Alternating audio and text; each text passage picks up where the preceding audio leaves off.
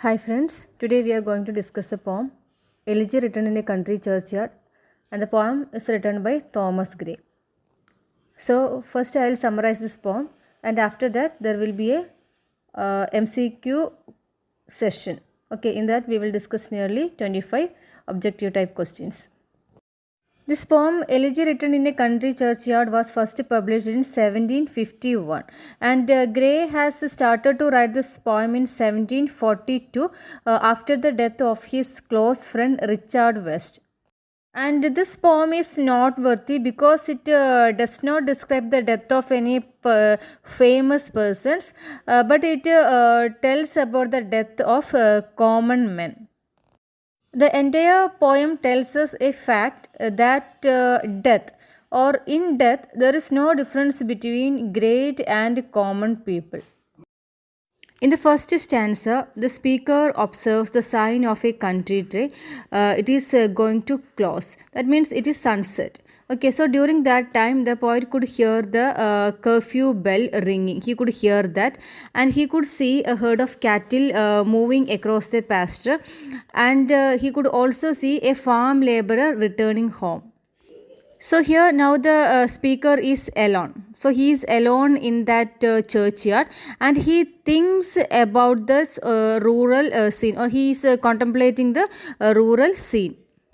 So in the first stanza, the poet used the term curfew bell. So this curfew bell knells because this knell, that term is usually applied to bells rung at the death or funeral. So it means that in the first stanza itself, Gray or the poet reminds us of human mortality.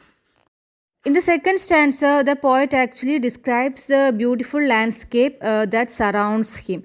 Okay, in the third stanza, the sound of an owl hooting is describing. So actually, this sound of an owl, so or the owl's call, it is suggestive of grief actually.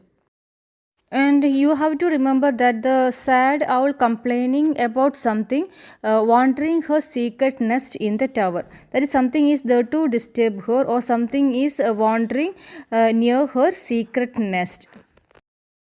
In the fourth stanza, the speaker takes our attention to the graves in the country churchyard.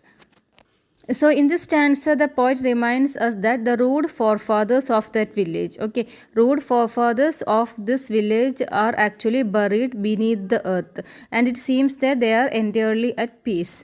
And we are told that they are laid in cells, okay, cells cells, and it reminds us of the quiet of a monastery, and that means they are sleeping actually.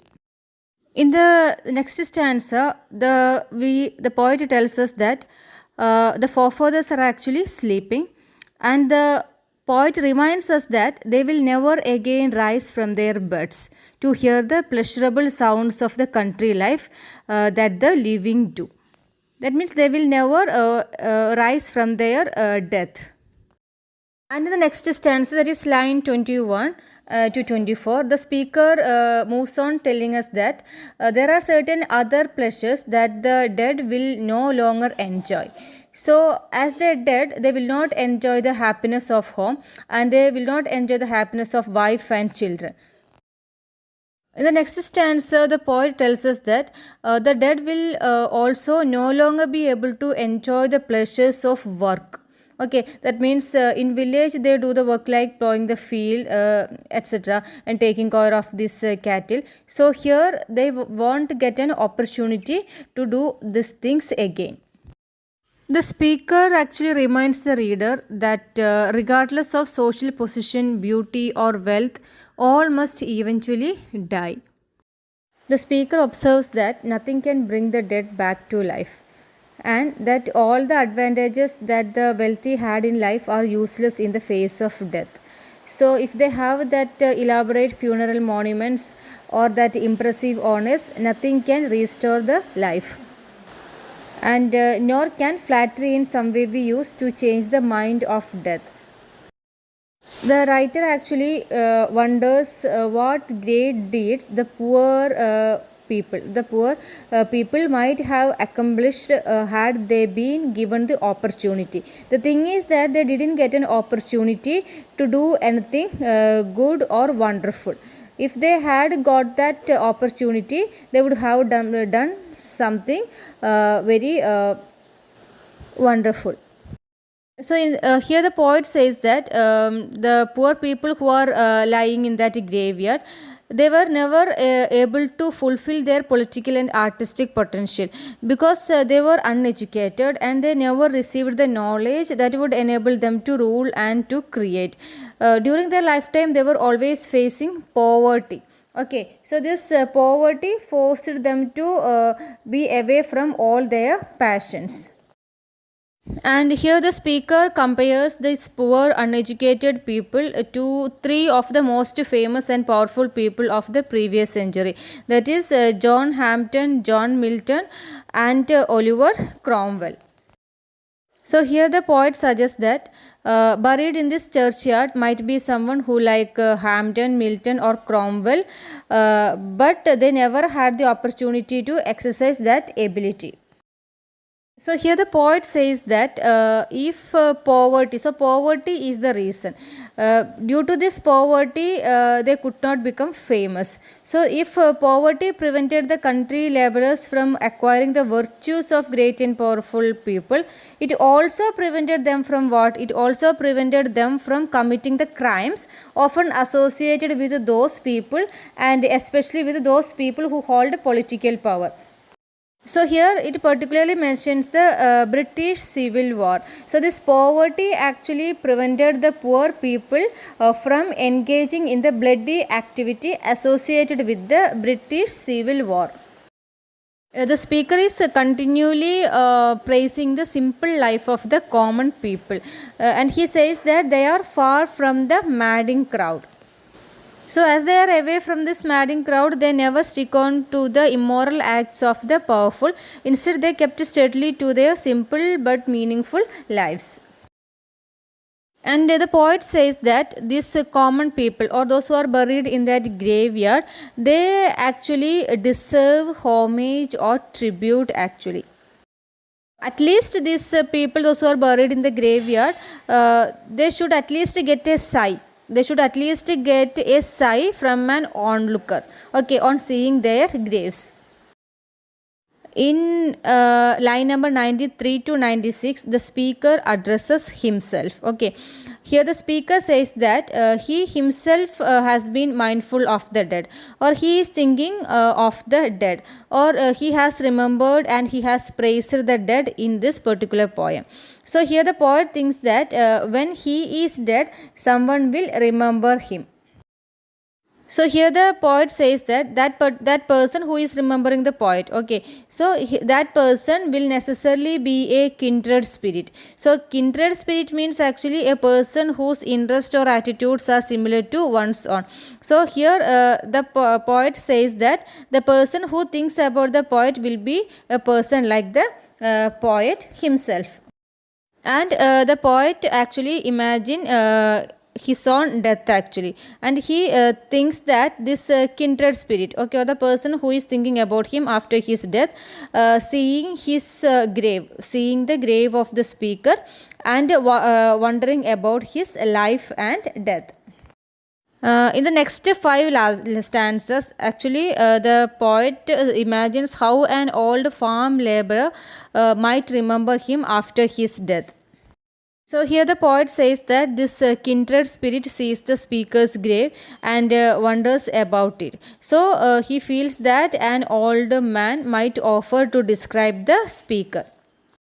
And he feels that this old man would have observed that the speaker's moods were changeable, and this old man would offer to that kindred spirit that he has seen the writer smiling scornfully and talking to himself. Other times he would appear depressed. Then again sometimes he would look as though he were in an anguish. So here he says that the old man would give a detailed description of the poet to the kindred spirit. So here the speaker imagined that this old man remember him after his death. Okay, so the old man would have noticed one morning that the speaker was absent and he was not in any of his favorite spots. Likewise, the old man would remember the speaker did not appear the following day. And here the speaker says that the third day, however, the old man and his friends would have seen the speaker's body being carried to the churchyard for burial. So actually, the speaker is imagining himself buried in the very graveyard he once used to wander by. And he feels that this old man invites this curious passerby or that kindred spirit. Okay, so this kindred spirit to read the speaker's epitaph. Okay, that here we have to remember one thing: the old man is uneducated, so he cannot read, but the passerby or that kindred spirit can do so, or the kindred spirit can read the epitaph. The last three stanzas are in fact the speaker's epitaph. Okay, so through this epitaph the speaker asked the passerby or the reader not to remember him as a wealthy, famous or brilliantly educated, but as one who was melancholic or deeply thoughtful and sad. So here the speaker asked that we remember him for being generous and sincere. So his generosity here is actually his willingness to mourn for the dead. Here the poet feels that heaven gave him a friend. That means someone who would in turn mourn for him after his death. So here actually the poet is mourning the death of some unknown people. So here the poet feels that after the death of the poet, he will also get someone to mourn for him after his death. In the concluding lines, the poet actually says the reader not to praise him any further, and he says that he also has done a lot of mistakes, or he had personal weaknesses. Okay, but here he says that that we should left to the care of God, with whom the speaker now resides. So we can say that this poem is actually not an elegy, not only for the common man but also for the speaker himself. Okay, so indeed by the end of the poem it's evident that the speaker himself wishes to be identified not with the great and famous but with the common people whom he has praised and with whom he will presumably be buried.